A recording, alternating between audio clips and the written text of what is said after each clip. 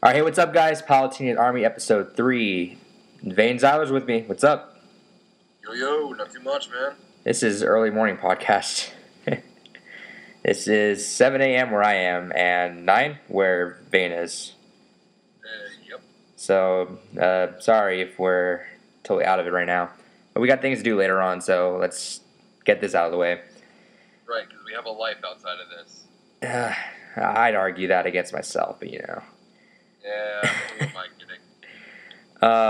Do you want to, really quick, do you want to tell the irony of our last podcast and what you talked about with your PC?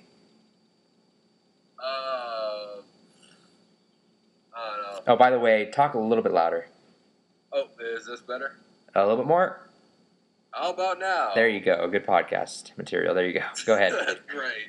Go ahead. Fuck this up every chance we get. Because that's how we roll. Exactly. Go for it. I actually just forgot the subject now. You talked about how bad your PC was last podcast, and what happened?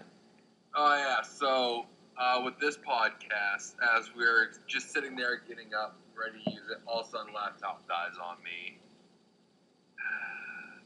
Adrian over here is having internet issues, and my computer is now actually officially dead. Pretty much. I've been having internet issues since November, though, and that's the reason why we get cut out if anything ever happens. Another quick, stupid radio, something that's not good. Try to talk closer to the mic a little bit more. I don't know how good it's coming in. How about now? Yeah, try to be close to it, I guess, because I'm coming in super loud. I don't want that to overdo it. All right. Anyway, wow, this is already a good start. We are number one podcast. It's going to be a long one, though, since we basically neglected a lot of things last podcast, apparently. Really quick, well, it's not going to be really quick. We got a lot of reviews up. I'll let you go ahead and talk about yours first, because you got 2 up. Yeah, despite my computer issues, I got 2 reviews up. All right, go ahead and talk about them. First up is my retro review. I've been wanting to do one for a while now, and figured, all right, this is the time to do it. I took a look at Tobal 2. Tobal 2 was a fighting game way back when on the PS1 era. Microsoft, wow. Sony. It was published by Sony, made by Dreamsoft, and also published by Squaresoft back when they were still actually their own little company there. It was one of those things where it was meant to be bigger and better than the original, and it had like a huge following, but at the same time, apparently Squaresoft at the time said, you know what, this can't be made into English, it's just not going to work. And of course, 5 years later, a fan translation completely came out, and they're like, oops, sorry, our bad. Huh. So I wanted to take a look at that, because really, it is a very fluid fighting game. Honestly, one of the best 3D fighters I've ever played. Just the level of depth in the character combat, and just like how much there is to actually do and explore in the game. It's really great. You can tell that the company that originally made it, Dream Factory, they were really perfecting their elements and what would actually end up becoming what stuff they would use for like other games like the Bouncer. Huh. And how do you think it holds up to today, though? As a fighter, it holds up very solidly. If you're just looking at it from like a graphical kind of point of view, yeah, it's aged, you can tell. But I mean, that it has that very distinct art style to it. Like I mentioned in the review, the art was actually done by Akira Toriyama himself, which, as a lot of anime fans will know, as the guy that did the Dragon Ball series. Huh. That's interesting. So, I mean, yeah, it's got that kind of polygony, wow, that was really old, but it's still, his art style still shows through and everything. Yeah, in general, though, and I might catch flack, but I just feel like anything in the N64 and PS1 era is, for the most part, not holding up at all. Boo! Like graphically. Graphically, okay. Yeah, no, graphically, because I can definitely agree. There's no denying that. Yeah, I can go back and play some of them, but I mean, unless it's something like Paper Mario, I don't see a lot of them being able to, like, hey, looks pretty, like, awesome and all that. But That I can agree with. yeah, definitely. All right, and you had a Warriors Legend of Troy review. Yeah, I'll admit, this was a game that when I went into it, I was not expecting it to like it. I honestly wasn't. I was like, oh god, it's Greek mythology. It's got made by Koei. So I'm like, alright, so this is going to be some kind of God of War with Dynasty Warriors gameplay. And I'm like, oh wait, it's done by a Canadian team. There's no way this can be good. Canada does nothing right, except for hockey. Canada doesn't do anything right? That's right. That does my English. Yeah, there you go. America doesn't do anything right either, apparently. That's right, America. America. Anyways. But I was quite proven wrong.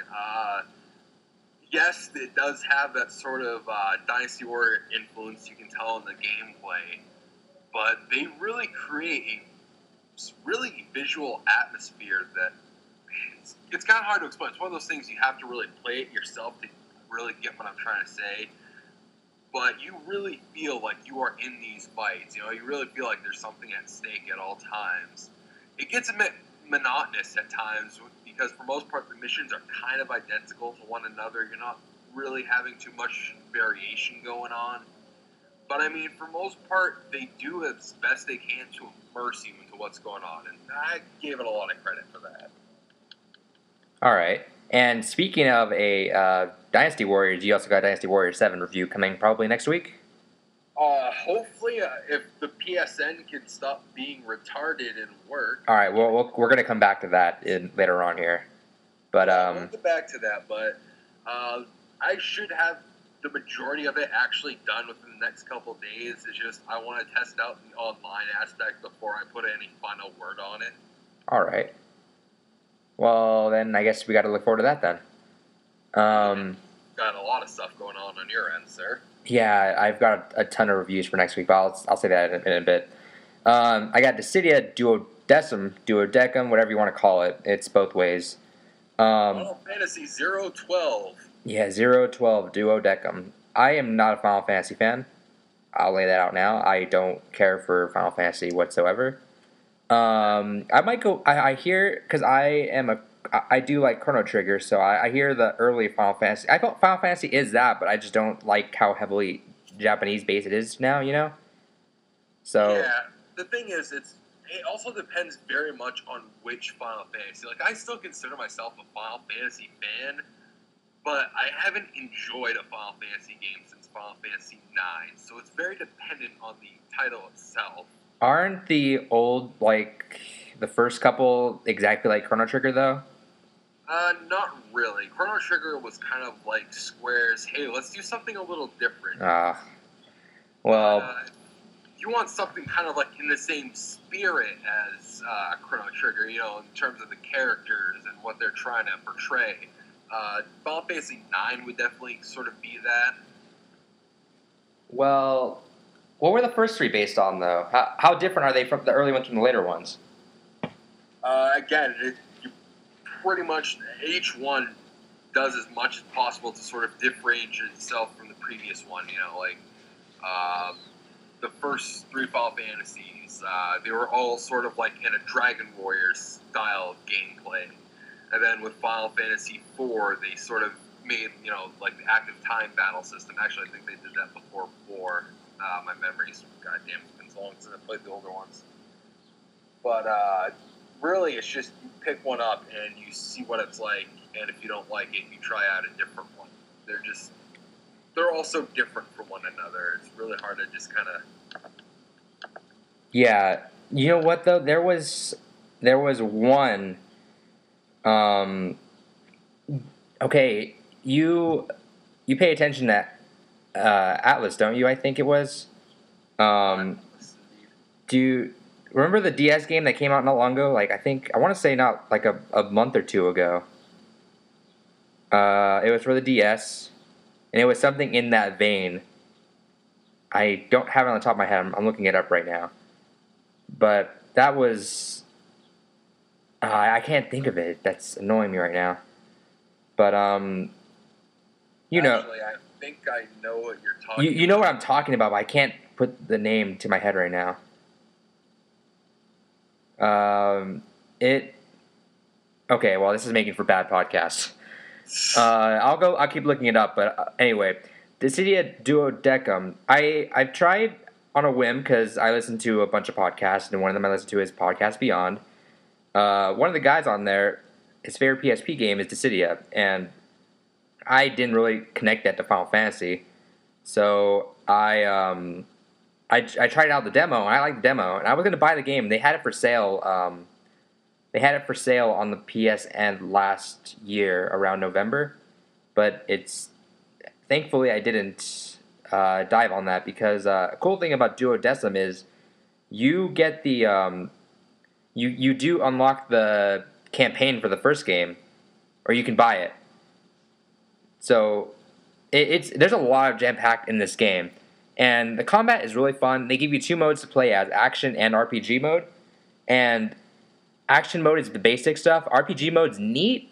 What it does is instead of you running around and fighting like you would, instead it lets the computer control your character, and you get to decide whether you want to attack, defend, or move out of the way.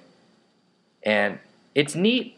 It's a cool change of pace, but I don't really prefer to play it that way. It's a lot more fun when you just go around and fight on your own. Yeah, see, I got the first Dissidia. I picked that up. So I'm like, all right, Final Fantasy characters, fighting game. This sounds interesting. And I never actually tried using out the RPG mode to it. So you haven't played the first one, so you can't really give a comparison of the two. Yeah, I only played the far as the demo, so I can't give a comparison, but I can say that not being a Final Fantasy fan and jumping into this, I am totally lost in the story, but I can connect parts of it. But honestly, the game is just a lot of fun, and I'm sure if you're a Final Fantasy fan, you'll connect it fine. But the game is a lot of fun, and I really recommend it. Also, the game that we were talking about was Radiant Historia.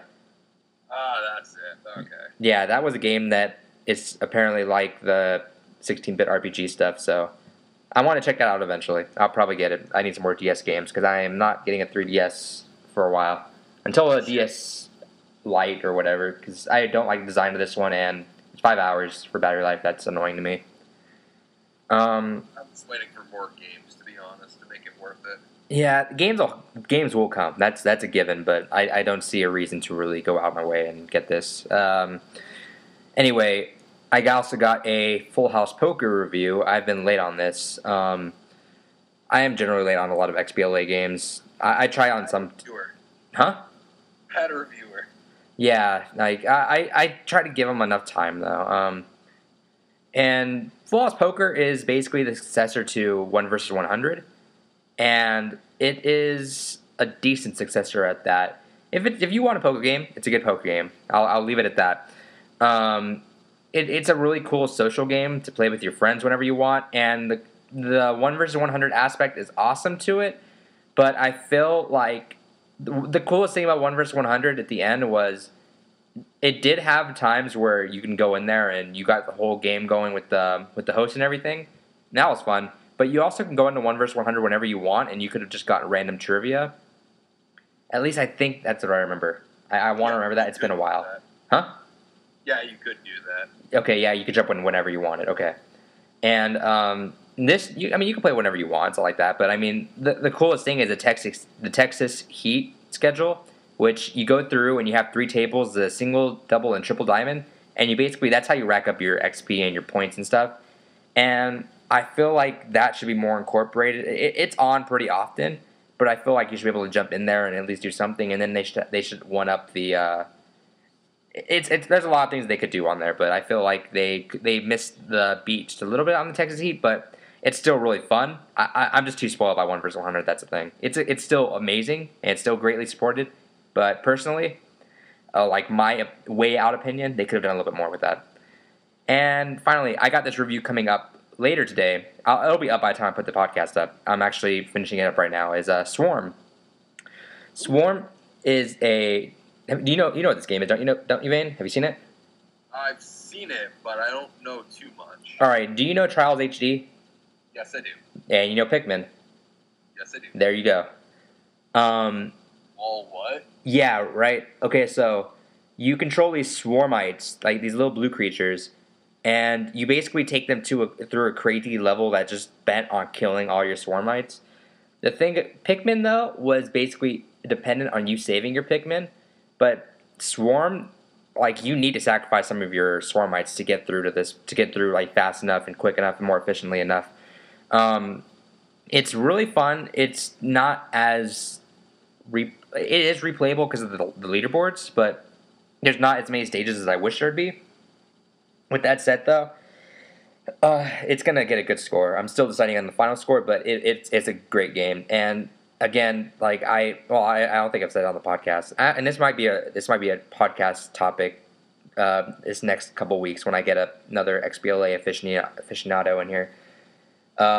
The game is $15, which it should not be. It should be $10. It can get away with $15, but it should be $10. And games should keep it at the $10. $10 is a sweet spot for a lot of games, and $15 is making it too much for me to handle. Limbo, for example, that game would have gotten a perfect 10 from me. My first, like, that would have been a perfect 10 to me, like, hands down since Resident Evil 4. But it got spoiled by the fact that it was at $5 that edged it on. It should have been $10. It sounds so minuscule, but it's the fact that it does make a difference. That $5 makes the biggest difference because especially when you compare, how much entertainment there is to be had in the game compared to its price. I mean, that's a lot of things that sometimes viewers overlook. Yeah. Just how much you're paying for what you're really doing. Yeah, that's the thing is that, I mean, a lot of us reviewers get stuff for free, but I feel like that's also kind of hesitant on the fact that if you buy a game, you're going to try your hardest to make your purchase justifiable. You're going to look for the good because you spent your money on it. Reviewers, they get the game, they see it for what it is, and that's it. But the one thing that they don't see a lot is the fact that we're spending $60 on this, and personally, I would not spend $60 on a lot of games. There are a lot of games that I would just wait for price drops on. I'm a really picky gamer like that. Oh yeah, same here. Yes, and full price games are just not my thing. Being an XBLA gamer, though, I am a massive fan of XBLA. I have to buy games at full price. I mean, I find sales, but I mean, a lot of my games come full price, and $15 is a lot considering when you get the game, you have to buy a points card and you're left with $5 left over. But $10 is that sweet spot where you get 2 games and it's great. And I don't want to keep being redundant, but yeah, the price point for that is just a little bit too high, but still a really great game. So check out the review, read up on it. It's going to be a text review, and that's how it's going to be. Next week, though, I have a ton of reviews I'm trying to get out. I'm going to shove out as many reviews as I can. I'm going to definitely force myself to do another triple. Oh my god, I can't speak this morning. Another triple indie review, and I've got a few games. I've actually got a lot of games in store. These three, this one I want to do is going to be Asteroids Do Concern Me, Score Rush, and Extraterrestrials Must Die. And I might do a second one, too, if I have time. And on top of that, I'm going to be reviewing Yu-Gi-Oh! 5D's Tag Force 5 on the PSP. Oh, God. What? You have experience with this? Yeah. I actually used to play that card game. It's a fun card game, but as with all other card games, if you lose in touch for a few years, you are not going to understand a thing about it. Oh, tell me about it. Like, not to go off on another tangent, because I'm sure we'll have plenty more to come. Oh, yeah, go for it. I mean, this podcast is going to be a while, and I feel like, whatever, we can handle it. Hey, the more content, the better, right? Exactly. So I actually played Yu-Gi-Oh! Way back when it, first came out. Exactly, that's what I did, too. And I played it right up until they started introducing, the Gemini creatures. You know what? It was at that point that I just kind of shook my head and was like, what the fuck are they doing with this game? I remember when the Gemini Elf was, a crazy card because it had 1,900 hit points or attack points. But, no, yeah, that's I stood in the game a little bit longer than that. But have you played some of the recent Yu-Gi-Oh! Games? No. Okay, so I was like, fuck this clown shoes card game, I'm playing Magic. Yeah, so I reviewed the XBLA Yu-Gi-Oh! Game, and man, was I lost. My deck right now, I got my perfect deck the way I wanted it to, so I'm not I'm not really going or eager to play anymore. But my deck is like a Dark Magician deck, and number one rule of thumb, or not rule of thumb, that's not what I was going for. Number one thing that's bad about that game, there's no Dark Magician in that game. Wait, what? Yeah, there's no Dark Magician in that game, and I can understand in the grand scheme of things, Dark Magician is not that great of a card. Not, but that's like that is the classic character. Like that was the first one that we all knew, and like that was our Pikachu. Yeah, that's a very good way of putting it. That's like not having a Pikachu card. Yeah, and I mean Pikachu isn't the greatest fucking thing in the world, you know. It's whatever. You just like it though. You just want it and you like it. That's how I was. Blue Eyes White Dragon throws the Dark Magician away in any sort of sense, but hell, Summon Skull just knobs his face. Yeah, they stalemate themselves, and Summon Skull didn't need another tribute. And I mean, I can understand that. I mean, and there are a ton of cards, but I mean, come on, at this point, and there were even some cards that supported the Dark Magician character. And I looked at all the DLC decks a while ago, and none of them included it. And it's really disappointing because I feel even on the XBLA, I feel like you can just shove every card you want in there. Yeah. I mean, it might be asking for too much, but seriously, give me a $15 Yu-Gi-Oh game then, and just shove every card you got in there. Give me different playing styles. Like my ideal card game would be, look, it'd be okay. Here's every card up until now. We'll have future DLC. All right, and here's our playing styles. You can go, you can go retro, and you can have the first couple decks. You know, you can go new age, have only the new stuff. You can go all out. You know what I mean? Like I would hope you can have like ages of the game separated, so I can only play retro. So I understand everything that's going on, and I don't know what these silver cards are now. It's like silver cards. There's like these cards that are like grayscale or silver now that I don't know what they're doing on the. Fuck. Like my mind's getting blown whenever I'm playing the computer because they're just summoning cards. Like they're drawing cards, they're summoning it. It's like all after one effect of a card, and it's like what is going on? Wow. It's blowing my mind, and I'm so out of touch with it that it sucks. I can understand, like, you need to keep a card game, like, evolving to keep the fan base going at it. I understand that. But I feel like there's a lot of people like us that would gladly jump into a Yu-Gi-Oh game again, but they need to keep a retro option in there or something for us to really be amused by. Back into it, at least. Yeah, ease us back into it. Like, you know what? That's actually a great idea. Just make something and go through the ages. So make a campaign. Here, you can only have the Kaiba and Yugi start decks. There you go. Build it. Even they build the campaign and it evolves into whatever it is now, but they Konami, hire us. they really need to ease people into that because I would love to get into the game more, but I have no idea what in the hell is going on. With that said, though, yeah, you know what? Magic is. I mean, for the first time ever. I played that on the Xbox Live Arcade. This is a while ago, but I played that first on XBLA. It wasn't bad. I liked it. But yeah, with that said, the PSP game. What I can say right now is I'm annoyed by both. Like all the. Would you like to affect a card? Would you like to use this effect? Would you like to check the field? Like all that options come up way too much to slow the game down. And not to mention, at default, there are animations that go on in the game that, you know what, I'll keep the talk for it, but I'll just say this last thing. The animations are really annoying, but I'll leave it at that. I'll talk about this next week. Something I want to quickly add into, because back when I was still actually into Yu-Gi-Oh, I would play the games there on like the Game Boy and stuff, and always having that pop up and be like, oh, do you want to do this? You know what? I don't even remember those on the Game Boy Advance, though. Like, I feel like it's just... Because I feel like the cards now just have so many effects to them. There's never, like, a general... Honestly, it's hard to come by a card that is just a monster card. It's... Almost every card I come by has an effect to it, which... That's why. It's like every card has an effect to it, so it's like, okay, you want to do this? Do you want to do that? Do you want to do this? It's like, no, just play the game.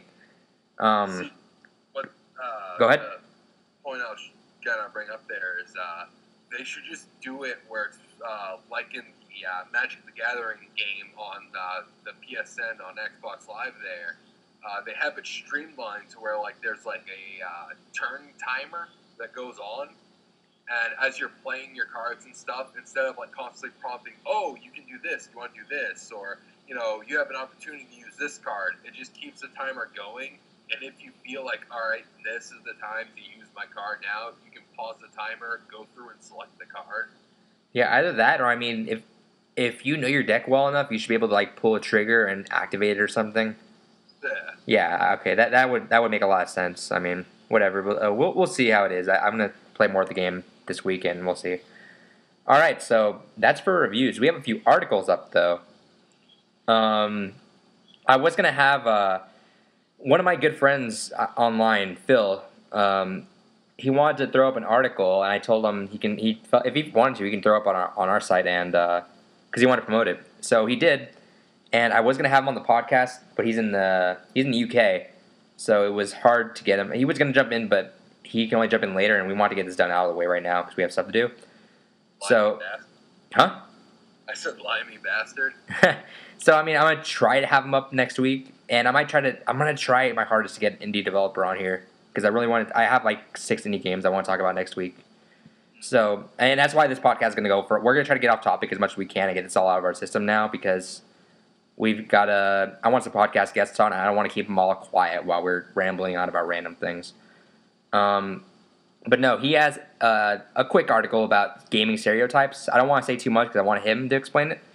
But quickly enough, it's basically the whole argument against how games get a bad rap, but I mean movies get away with half the stuff that they do nowadays. So that's a good point. Yeah, so I mean it's a good read. He is an amazing writer. Definitely go check that out. And I threw up something because I felt like this whole We Too Project Cafe thing is pretty much descending upon us. I put up 5 possibilities of what the We Too has. And there could be more possibilities for sure. But I feel like there are 5 distinct things that could happen that might happen. And it's stuff like, you read it, right? Yeah, I took a look at it. All right, what do you think would happen? Actually, let's talk. My point number 1 was that it might end up in square one. So right now, the Wii is obviously looked at as the very, very dumbed down technological thing. It's very not up to par with what the 360 and PS3 can do. Right. And I feel like if the Wii 2, if this thing doesn't blow our balls off and with technology that really makes it show off, I feel like the 360, the next successor to the 360 and PS3 will blow that thing out of the way, and you know what I mean. We'll end up back in square one, where 5 years down the line, look, Nintendo's console isn't doing shit compared to what it could be doing, what these things are doing. So I mean, I'm hoping Nintendo comes out of the way and really does something, but that's a possibility. Another possibility is the Wii 2 ends up leaving itself in another typical console life cycle. So for Nintendo, we got 5 to 6 years as a typical turning point for a new Nintendo console. This year, if this is true, this will be nothing different. And I feel like if Sony and Microsoft really don't see it as a threat, and they go for their 10-year plans, I feel like we might just end up seeing a new Wii console at that point in about 5 years down the line when that thing comes out. So that thing could be up to par. So that's a possibility. The Wii 2 ends up bringing the PS4 and 720, whatever you want to call them, out now. I feel like Microsoft and Sony might just step in and go, okay, never mind, we're gonna move on, whatever. But I don't know. Sam is one to argue against this, but I feel like the PS3 and 360 still have a while in them. Oh yeah, they still have plenty of time. I don't know if this or how much truth there is to it, but I mean, I've been reading around how Sony and Microsoft are kind of aiming for 2014 for their next consoles. Which, you know what, that's viable, but I mean, I'm not bored with my 360. Very true. Go ahead. Oh, no. Go ahead. Honestly, I think about it do we really need new consoles anytime soon? You know what? This next console these consoles, we have nowhere farther to really progress into. I mean, yeah, we still got room for improvement this generation. I feel like if next generation proves itself, we really won't need room after that. Not only that, but think about it like this: how many companies have gone under because they just simply can't keep up with the consoles anymore? Oh well, yeah, everyone's getting it's games and games are getting more expensive, and I mean, people want to see these grandiose games, and some companies can't do it, and they're just falling for that.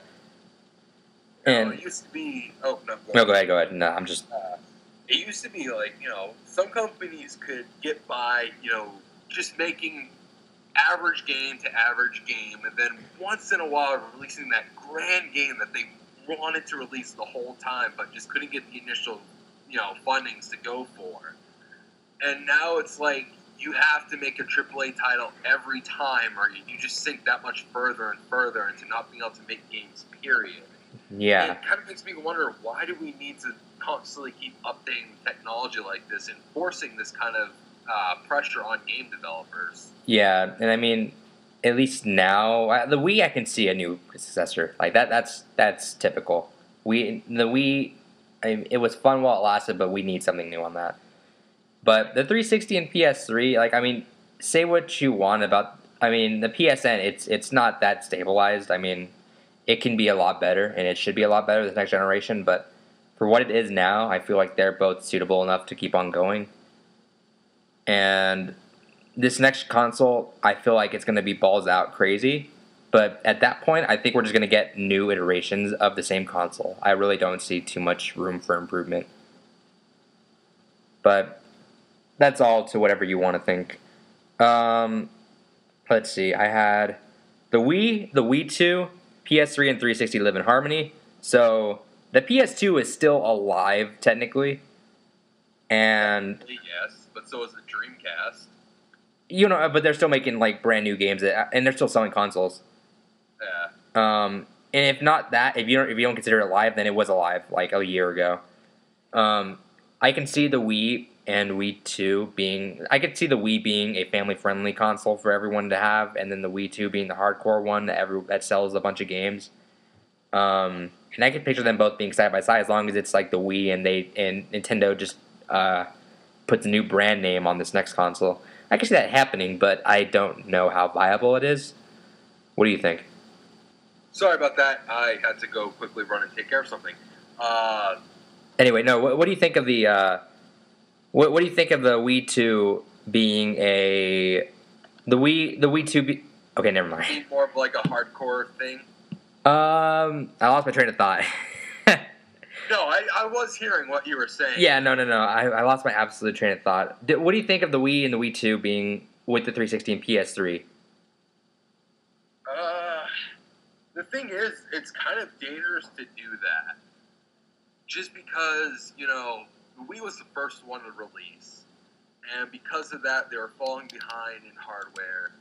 And if Nintendo releases it too soon, and we end up having both, sort of like we had initially with the PS3 and the PS2, I think Nintendo could actually fall into that sort of, not really sure what the term would be, but that sort of groove where it's like, all right, so we have this new console here, it's more, better, it's more hardcore, but at the same time, there's still nothing really going for it to make me want to upgrade from the Wii I already have, you know what I mean? Yeah, I mean, it's hard to really imagine it, because, I mean, I buy a Nintendo console for the Nintendo games, but, I mean, at the same time, I'm also bored of the franchises on there. I do want some new things, but, I mean, I can imagine, like, it'd be cool to have one console, like a singular console to play Mass Effect 3, the new Zelda game, all in one thing. But then again, I'm also so heavily invested on my 360, and so many people are heavily invested in their PS3 that Nintendo has to do something out of the woodworks and really make this console be something that you want to go to. You know what they could do? Actually make an online network. If they don't do online, they're done. They took a step forward with only having one friend code, a universal one, but that's not going to cut it.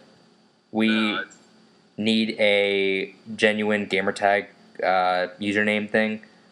We need a trophy achievement system, which it kind of got on 3DS. It's coins, but that's not good enough. It's a step in the right direction. Everything in the 3DS was a step in the right direction. It's not good enough to step into the console realm, though. Right. So, I mean, they're edging themselves there, and I feel like another year of development, they'll have it. But, I mean, if they don't pull off everything perfectly, this console is not going to do anything. You think we could actually potentially see another fall of Nintendo? And that was my final point, was Nintendo flops with this thing.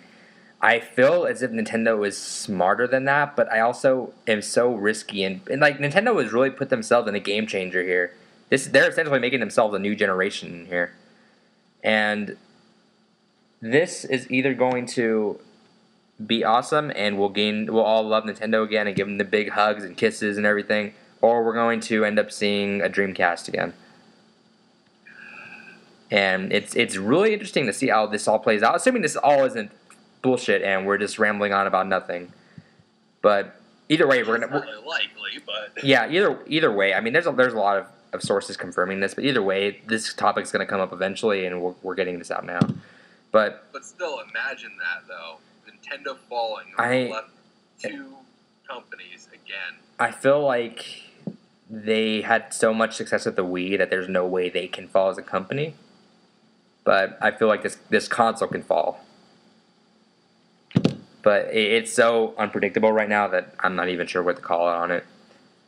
But I just want to touch on that too a little bit more there, because I kind of have an interesting thought. Now, as a console, they could definitely fall. There's always that possibility. But in terms of handhelds, I don't see Nintendo ever really losing their position. They're taking a big risk with the 3DS, and it's sort of paying off, sort of not. Depends who you talk to. That's such a sketchy thing, though, because I mean, like, everyone loves a DS. There's nothing. If you don't like it, you're just a fanboy. Like, there's nothing there's a game for everyone on the DS. Right. But the 3DS isn't offering me anything. Like, 3D is such a gimmick to me. Motion was cool because, hey, you got your whole family in swinging around playing tennis and all that. Okay, but what is 3D going to give you? We already have 11% of the population can't see 3D. So I mean, essentially, those companies aren't going to be making anything essential in the 3D aspect of their game to keep going on. But I don't know what 3D can do for me, especially when it's giving everyone headaches and everything, you know? Right. Like, it's not going to do much. I just want to play my games, and I mean, I don't know, the NGP, I am not getting excited for the NGP until they show me a price. That's my standpoint. I don't care anything about the NGP until they give me a price point. But I feel like I would like steps with the NGP a little bit more, because I mean, the 3DS doesn't really step up too heavily in graphics. It steps up, but doesn't make a giant step forward that'll make me really care about the graphics on, I think, 5 years down the line. So it's all sketchy, but I mean, what do you think then? Like, what do you think about the handheld market? The handheld market, this is the thing, is right now, we really only have two competitors, Sony and Nintendo. Microsoft has been slowly kind of like easing their way into it, you know, they've been incorporating more into their phones. And there is still that rumor going around that they will be having their own handheld out eventually. But what it is I see Nintendo and Sony kind of getting a little full of themselves and kind of making some bad mistakes. Like you brought up very excellent points that I was going to bring up about, you know, the 3D aspect, you know. It's extremely gimmicky, and there's not a whole lot you can really do with it, at least not yet. There is no games where I would go, okay, that is better only because of the 3D. Or, yeah, you know, like, it's all, and not to mention the fact that it drains your battery the hell out of. It's not a thing that we should all care about. Right. It's neat. It'll be neat. It blows your mind for the first couple tries, but it's not something that I'll end up looking forward to at all. Like, I can see this coming. I mean, motion controls, I mean, look at motion controls. Motion controls were such a bigger game changer, but those things are already fading out as it is. Yeah. And then with the NGP, it's like, alright, I see your specs, you look like a pretty powerful handheld, but why no UMD support? I realize from a business aspect why they're trying to just do away with UMDs altogether. But it's like, alright, so not only are you getting rid of an entire format, you're removing pretty much any and all sense of backwards compatibility. So if I still want to have my ability to play PSP1 games, I still got to have that plus the NGP. Yeah, so I mean, it's like, all right, way to like have a format and just completely abandon it. Not that Sony's not known for doing. Yeah, I totally seen this coming with the PSP Go, and I mean, it's the PSP Go was something that really showed it showed what Sony was going to be doing in the future. And yeah, for all of 2 years. The PS, you know what? Honestly, I am the biggest advocate against a full download era in console gaming. I love my cases and collection, but I'm all for it in the handheld market. So I mean, essentially, it's a fine deal, and I can see why they did it. It's still kind of a bummer. But, I mean, it's not like anything Nintendo hasn't done before. I mean, they've done it before and they've gotten away with it and we've all been fine with it. But it's funny to see the opposites come out, though. I mean, Sony really ditching out their PSP and going for the new thing. And then Nintendo's been all about backwards compatibility suddenly. So, it's a cool thing to see, but I want to see how it plays out, I guess. You know what else I'm confused about what happened to them? Huh. Tiger Direct handheld. Do you remember those things? Not on the top of my head. They were like those little, like, monochrome, almost kind of like, Game & Watches, but they were, you could pick them up at, like, any kind of electronic store, or, like, at a Walmart or something, and they just have just, like, a little singular game that was just all monochrome. And it was extremely basic, and, each one kind of had a theme to it, depending what it was based on. Oh, okay, I think I know what you're talking about. Yeah, those little Tiger handhelds Yeah. there. Whatever happened to those? We see something more like that around here. Kids have iPhones at this point. That's beside the point. Speaking of that, with Apple in the market too, I feel like Nintendo and Sony are getting pushed to do more digital stuff because sales on the iPhone are so apparent and it's so easy to download a game that Nintendo and Sony are doing something with their PSP Minis and DSiWare, but they're not anywhere near what iPhone's doing. Right. So I don't know. It's going to be an interesting couple years for all like the consoles and the handhelds because I mean Apple is in the market now and they're showing a pretty big force in gaming. Anyway, we ready for news? I didn't hear you, dude. It's all good. Are you ready for news? Because I guess we're going to move up to that then. Sorry. Mike just kind of cut out on me for some reason. No, it's all good. I'll edit out the little holes of silence we got in there. But, so news really quick. And man, this is a long episode already. Hey, it's the bad cast. What do you expect? Yeah, I told you, you're going to be in for a long one. We're getting everything out of the way now, so we're all good for the coming weeks. Xbox Live indie games, I want to get a quick update on them.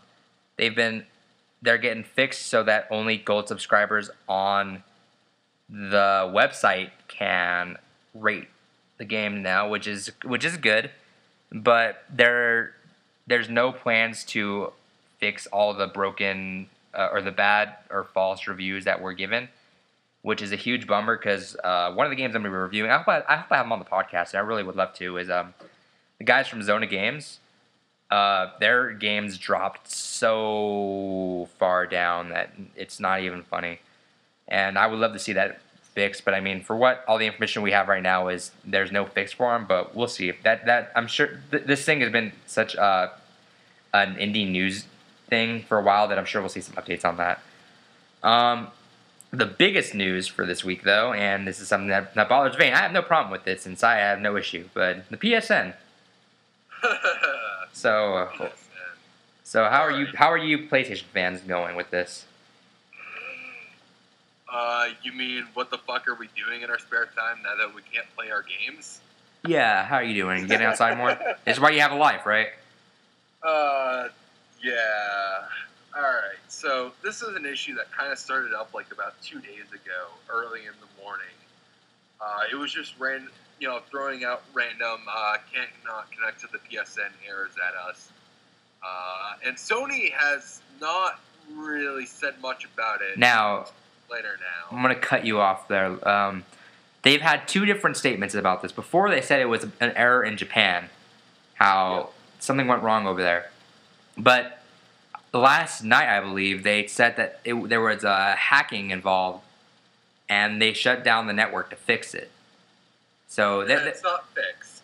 It's not fixed, and there's a lot of stories going on. But right now, the most recent one are their hackers. So, all right. So sorry for cutting you off. Go ahead. Oh, sorry. No, it's all good. Just saves me the work of explaining that. Yes. But there's a lot of theories about what it actually is, if it is hackers or if it's just Sony saying, oops, we kind of fucked up on our own somewhere. Because obviously everyone knows that a lot of drama that's been going on with like the GeoHots case and how Anonymous has been kind of weaving their way into all of that and everything that's been going on in that aspect. Yeah, and if it's not this, then it's pretty bad timing. Yeah, and I think that's what it may actually be, is just bad timing. There's a lot of mixed reports because, Anonymous is just, anonymous, Yeah, there's no real way to get news out of them. Yeah, some people like to hide under them while not really having anything to do with them, or some people like to, take claim for other people's work in their name. Yeah, it's hard to ever get anything out of them, but I mean, regardless, we really don't know what the issue is, but I'm sure it's talked to be fixed in the next day or two, but we really don't know. Yeah, it all depends what the actual issue is. That's the thing. It's bothering me how close-lipped Sony is about this, especially where it's a free service. But at the same time, you stop and think about it. If this ever happened to Microsoft, damn well they would be completely gung-ho about everything. Now, good point. This has happened to Microsoft before. Specifically, it happened at the end of it happened in the Christmas season of 2007, and it was down for a week. And they worked, and it wasn't 100% down. Like, you can't get on PSN right now, right? Like, at all? Not at all. Okay, so I mean, you can get an Xbox Live, and I mean, you can find matches. They took a while, but you can find matches. And it was basically broken, but it was still alive, like barely. But I mean, they still were paying for the service, obviously, so they compensated everyone with a free game and all that. So I mean, it's hard to think about compensation for a free service, but I mean, this was such a bad weekend for this to happen on. Oh yeah, there's all kinds of British holidays going on right now. You got the holidays, so you got people coming over to hang out and do stuff. I mean, Portal 2 came out, Mortal Kombat came out, so SOCOM 4 came out too, didn't it? Yep. Yeah. So I mean, thing is, they're losing a lot of sales potentially because of this. Oh, and funny thing is that Microsoft, they didn't do this because of this, but they were planning an Xbox Live free gold weekend a while ago for a... Yeah, do you know about this? No, I didn't. Okay, so I swear to God, it was a while ago where they were planning, all right, so we're going to do a Guinness World Record for the longest virtual jog in Kinect Sports. So they were basically, all right, free gold weekend, so we can all get together and do this, because they need to get people on Xbox Live to do that, so free gold weekend. And I'm calling it right now. Microsoft is anonymous. and yeah, and it just so happens that it went down, and then Microsoft just with free gold weekend, everyone's like, oh, I guess I'll go on Xbox Live then and check that out. So it's a funny coincidence, but they've been playing this for a while, so it wasn't just Sony just has horrible timing with their luck. Yeah, it wasn't just all right, it would be a super dick move. It was just all right, free gold weekend, guys. But although, to be honest, I still wouldn't pass Microsoft to do a super dick move like that. Yeah, they made a statement, a total PR statement where they were like, "Oh well, it's saddening that this had to happen." Obviously, they can't trash talk themselves like that. But I mean, it would have been a dick move if they did that. But this thing was planned for a while, so don't think it's something super coincidental. Or it was coincidental. I should say something else, but you know what the word is. Yeah, it wasn't like it was a grand scheme. Yeah, it wasn't a scheme of any sorts. All right, so that's basically the PSN news. I mean, it's down right now. We don't know what it is. Hopefully, we'll have a news story next week to talk about what exactly happened, and hopefully everyone gets to get on their PSN because When You have to use Netflix. yeah, pretty much. I mean, even if you're not playing on Xbox Live or PSN, I mean, it's still nice to have the network there connected. All right, this is old news, but we should have talked about this last week. Captivate happened, and there were a few titles knocked out. Really quick, Resident Evil Operation Raccoon City. Have you seen this? Yes. Kind of liking the changes they're doing. It's apparently so calm with zombies. How do you think? What do you think of it? Okay, so from some of the footage I've seen, it's almost actually kind of reminds me more of like a Left 4 Dead kind of game. it seems Left 4 Dead because you got a team with you now, but it's also like it's class based too though. It's weird, and you get to run and shoot, which is the first in a Resident Evil thing. I think besides the new 3DS game coming out or already out. I don't know which one is it. I don't know. But it looks cool. I'll try it, but right now the game's totally like in alpha stage and it's not 100% working. So we'll see it more. Oh, what was that? Something to keep an eye on. Yeah, it's something to keep an eye on. I'm excited to see it. I'm hoping it turns out all right. And I don't know. Dead Rising 2 off the record. Holy hell! All right, so I don't know what to think about this. You know what the deal is, right? Yeah, they're like, you know what? Let's take Dead Rising 2, pretend it didn't happen, and replace Frank West in there. And let's charge $60 for it. I'm assuming. I think this is a full price game. It's a full price game. That. Oh man. So. Makes me wish I didn't just buy Dead Rising 2. Yeah, that's the thing is I really hope it's not a full price game. I'm hoping like $30-$40, but that's still way too much. This looks like it could be this could totally be an Undead Nightmare and be $10-$15. Excuse me. $10 or $15. And it should be. But I am a big Dead Rising fan. I really do like Dead Rising, but I can't bring myself. I just told you I cannot justify too many full purchases, and this is the biggest rip. Like this is just totally annoying to me. We'll see though. I'm excited. I want to play it. I really want to play it, but I don't want to pay for it. The thing is like I kind of see this as Capcom's way of saying, all right, we see why you like the first Dead Rising game to begin with. We tried something new. You didn't entirely like it, so here's what you originally wanted back in here. And that would be totally fine, but this thing is a full price game, and that's not great. So I really don't know what to make of it. Hopefully I get that to review. I would love to review that, but I can't see myself ever buying that game. It just seems like a DLC. Considering what Undead Nightmare did for Red Dead Redemption, I think Undead Nightmare is a pretty big staple for what games can do for DLC. And again, I just don't feel like off the record is it a full price game. All right, do you have anything else to say on that? I would like to see them just go the Super Street Fighter 4 route. Make it $40. If it's something you're interested in, go for it. If not, you can't really complain too much. $40 would make it so much better. I really hope they do. But $60 is just too much. Speaking of Street Fighter 4, Street Fighter 4 Arcade Edition, Super Street Fighter 4 Arcade Edition. Now, this is a good pricing structure. Do you know what this is? Yeah. Now, no. So they got. You could buy Super Street Fighter 4 Arcade Edition for $40, but you know you can also download it, right? The downloading is you get the full price. You basically get Super Street Fighter 4 with Arcade Edition for $40, or you can download the Arcade Edition DLC for $15. All right, you with me now? Yeah, I'm here. All right. Sorry, you with me now? Yeah, I'm gonna move a little bit closer to the router here or modem. So you heard me on the price structure, right? Yeah, and I like how they're setting that up. It's just, I'm sorry, I can't get excited for Street Fighter. I'm sorry. I don't know. I haven't played Street Fighter. I don't have Street Fighter 4 with me right now. It's in another state with me, and I would love to play it. But I mean, it's not bad. It's $15 for the DLC, which is what I actually would like. It's not bad. You get a few characters. You get some upgrades. It's all good. I don't mind it.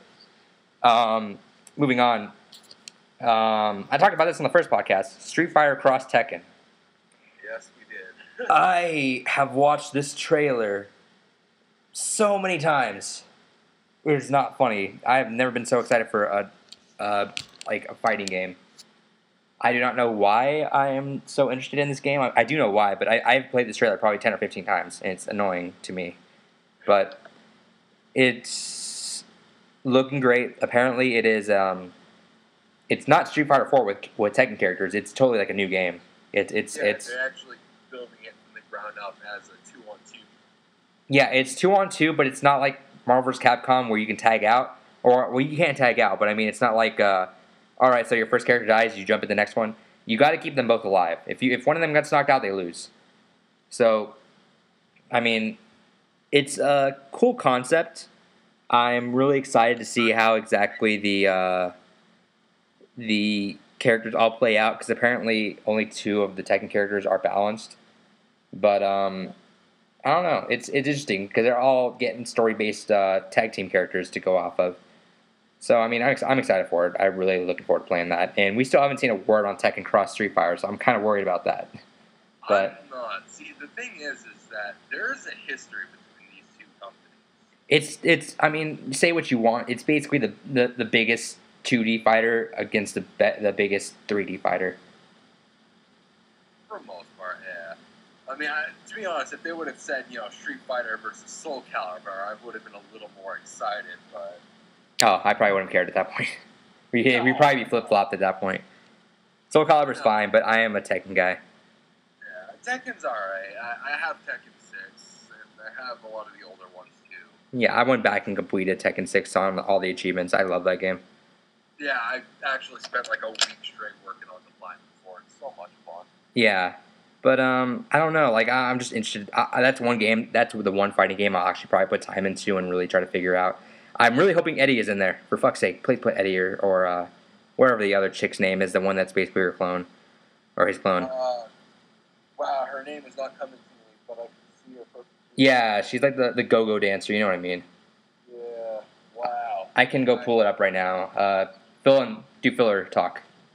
But yeah, the thing is, I'm more interested just about in like the actual history of these companies, though.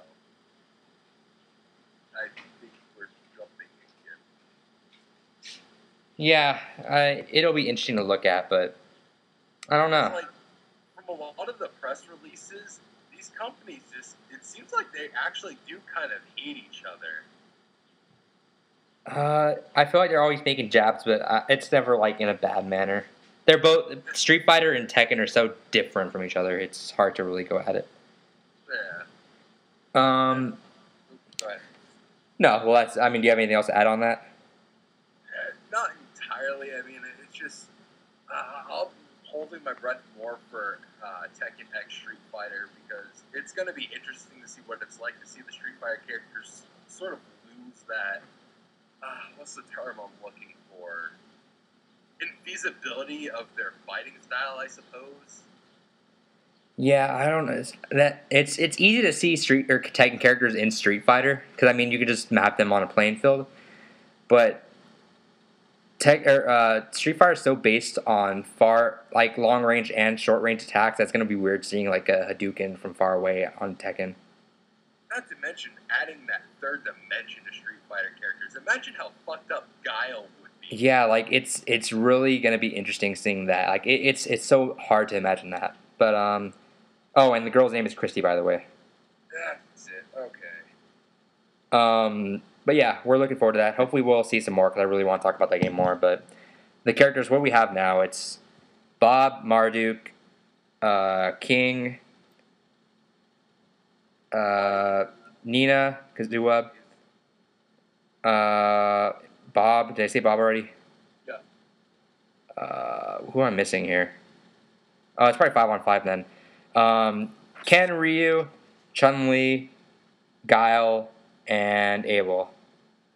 Yeah. So the cast is looking pretty good. If you listen to Rebel FM, they mentioned this. I really hope that there is a Rufus and Bob team up. That would be ridiculous. Because this is supposed to be like a serious there's a serious story behind here, but it was funny how they brought it up because yeah, you get characters that seemingly together, but in Tekken, it's such a thing that there's always a character that just gets a really wacky and crazy story, you know? Well, there's a lot of characters. There's usually like a blend. You get some really wacky characters that have a really outlandish story that's just funny, and you get the serious characters that pull up the story. And I get to see Rufus and Bob just being the funny guys of the game that they just ruin every part of it, you know. So that would be so ridiculous. it would be funny to watch. I mean, that's pretty much, you can't argue against that. No, I can't. All right, so let's move on, man. We're at an hour here. Bad cast. So we're pretty much wrapping up here. What have you been playing, I guess? Let's end it on that. I've been playing a lot of Dynasty Warriors and Portal 2. All right, so what do you think Portal 2 so far? It drags. Holy shit. Oh, man. Are you going to be the bad news bears of the gaming industry here? I may have to be the fucking bad news bears of Portal 2. Don't get me wrong. Oh, man. Don't be breaking don't break my site's name down, man. Dude, in just about every way, it is better than Portal 1, but my God, does the game fucking drag. Well, how many hours have you played on it? I'm up to 8 hours. And you're not done? That game that's like 6 to 8 hours. You know that. That's my point, though. Are you just not good at these puzzles or what? I'm getting them, and I'm going through them. But it's like, they didn't space out the story and the dialogue. Man, there are so many people who would disagree with you right now. I know there are. You know what? I don't mean to make it sound bad, but before you put up your review, we should get someone who has played Portal 2 also. And we should bounce ideas off you too and see what's up with that. Alright. You're totally allowed to have that opinion. I mean, I'm not going to ever go against someone to say, hey, you can't put that review on my website because it's bad. No, I mean, if you think it's not that great of a game, it's not that great. But, I mean, it's a different thing now because I feel like everyone and their mother loves that game and feels like it's perfect in every sort of sense of pacing. And I want to punch them in the face. We'll have to talk to Sam, too. Sam has that game right now. He's playing it. Fucking Sam. We'll see. Yeah, man, that's crazy, though. I thought you would like that. Again, it's not that I don't like it. It's better than Portal 1 in every way. It's just, it drags on for so long. Yeah. So, and then what do you think of, can you talk on Dynasty Warriors so far? Oh, I'm loving the hell out of it. Ah, man, if people heard you just talk crap on Portal 2 and then love Dynasty Warriors, man. You're making one listener cry right now. Oh, man. I'm probably making a lot of people just rage if they actually sat through this whole hour long just to hear me trash Portal. Trash Portal, and then 2 seconds later, Dynasty Warriors is great. I'm not, no trash on Dynasty Warriors, but I mean, obviously, that doesn't have the acclaim right now that Portal 2 does. Yeah. But I mean, the thing is with Dynasty Warriors, you know, it's one of those things where you kind of like look at it from like a Madden kind of thing, where it's like, all right, this is my new yearly title. What did they change? Yeah. Actually, really overhauled a lot of things in it, and I am impressed. It feels like a whole new game. Huh. I'm very much enjoying it. All right. Well, look forward to that review then. Anything else? Oh, that's about it. All right. I've been playing. I got NBA Jam because there's a long story behind that, but I'll just say I just finally got that game. It's a lot of fun. People trash the analog because you control your shooting by the analog sticks, and personally, I like that a lot. I think it works fine. So I mean, I'm loving that game. I'm probably gonna try to complete the game in 1,000 gamer score. So we'll see. I am going to be playing more Section 8 this weekend since I need to put that review up. I'll have the review next week, but the game, I'll say it right now, it's okay. It's not amazing. It's not bad. It's okay. For $15, again, once again to be redundant, not a good price. But the game is pretty robust and it's online. But we'll see. I don't know. I gotta get more into it. The campaign mode is pretty ass right now. So I don't know. And finally, I got in the Gears of War 3 beta, and man, so I don't know. Here's the deal. Here's my story with Gears of War. I like Gears of War 1, and when I played it, I like Gears of War 2. I played Gears of War 3 at PAX, and I thought it was okay. I thought, oh, wait, well, they didn't change that much. But granted, I didn't play Gears of War 2 before that for a long time. When they did the 22 XP week, I put 110, 120 hours into Gears of War 2 to get my level 100 so I can get that achievement and complete that game one day. And I just basically saw every flaw of that game tenfold, and it made me rage, and I hated that game. It's not a bad game, but I just cannot stand that game anymore.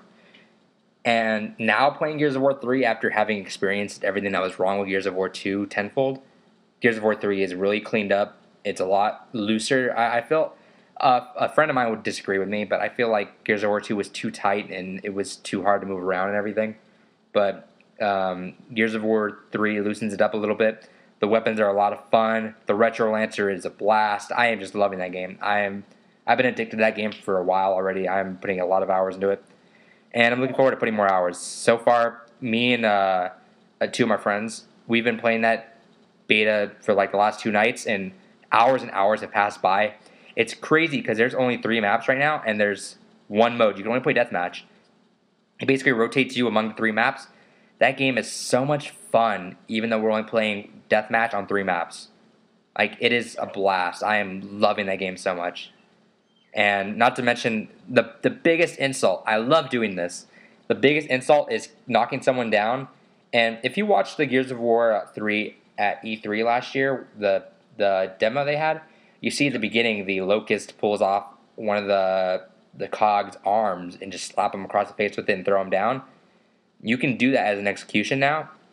Really? Yeah, that, and in Gears of War 2, you remember that you can, your Y button execution was usually you flip them around and you start punching the hell out of them. So that is basically what we can do now. What you can do now is whenever this typically happens when it's the last person, or if you're just really pissed off at someone, you knock them down, you hold the Y button, and you mash Y for about, it's a maximum of like 10 seconds, 10, 15 seconds, but you mash Y and you keep the execution going. It's so annoying and so satisfying depending on what side you're on. But, like, I will get so pissed off at some guy. Me and some guy will be like nemesis for like the whole game. I just back and forth. And then if I knock him down, if I'm a Locust, I go up to him, rip his arm off, slap him across the face with it for like a minute, and he has to sit there. The longer you do the execution, the more XP you get for it.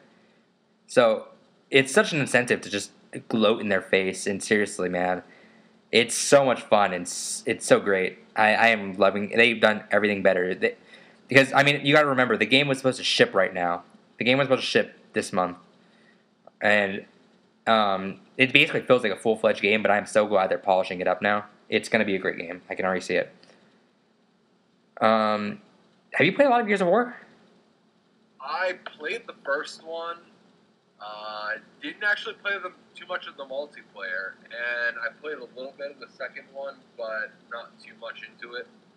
Yeah, so I mean, Gears has always been a single-player game, and multiplayer was tacked on. It definitely feels like the multiplayer is actually multiplayer now. So definitely, if you get an Xbox One again, I recommend getting that. Definitely. I actually do have one again now. It's just I haven't felt like putting the $50 down for Xbox Live. Yeah, definitely. Talk to me. I got 2 years of Xbox Live for $40. Huh.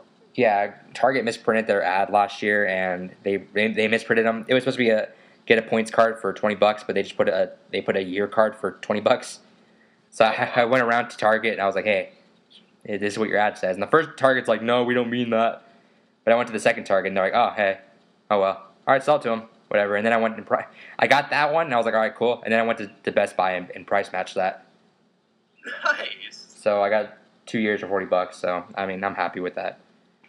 That's pretty badass. Yeah, I was pretty happy about it. So is that it? I think we're done. Yeah. Unless you got anything else to touch upon. No, we're done with Badcast for now. Yeah, we're at 1 hour and 10 right now. So we've over doubled our last podcast. So this next podcast, I'm hoping to have some guests on. Obviously, this podcast, I really wanted this to be me and Vane. Whenever there's a lot to talk about, we'll probably just keep it me and Vane so we can really get into these topics and get on tangents if we need to. But expect there to be guests. I'm really hoping to pull more. The podcast should be on iTunes sometime. I'm going to look into doing that this week since we have 3 episodes and we can probably pull for it now. So if you're listening to this on iTunes, there you go. If you're listening to this on YouTube, leave a comment. Tell me if you like it. If you don't have to leave a comment, thumbs it up, whatever. Talk to me. do all that stuff. I do have an email for this. I have palutena'sarmy@gmail.com. Leave me an email. Do whatever you want. If you want to talk to us, do this. We'll answer a question. I don't expect any emails soon, but if you have one, feel free to ask us. We'll get to you. Please email us. We're so lonely. We went on for a while, so I don't think it matters. You're still listening to us. Bless you. Yeah, seriously. I don't think we did that bad, though. I mean, for being early in the morning, we're not doing too shabby. So we still need a podcast theme. I'm going to get Carson Mouth, servercrashers.com guy, who also helped me open up the website. I'm going to get him to do a podcast song, so we'll see. All right, last thoughts anymore in case I missed something? No, I think we are quite done, sir. All right, cool. So the ending song of this week is going to be I've been looking up some indie songs just randomly because I need some new songs to check out, and I really like this one instrumental by this band group, whatever you want to call them, called Audible Landscapes. And this song comes from their album Interplanetary Warfare. It's called Cave Dwellers. It's a really cool song. All the songs on there are like under 3 minutes, so it's really cool. Go check them out. I believe I got them on Bandcamp. So that's about it. So thank you for listening. Say bye, Vane. Later. All right, so talk to you guys all later.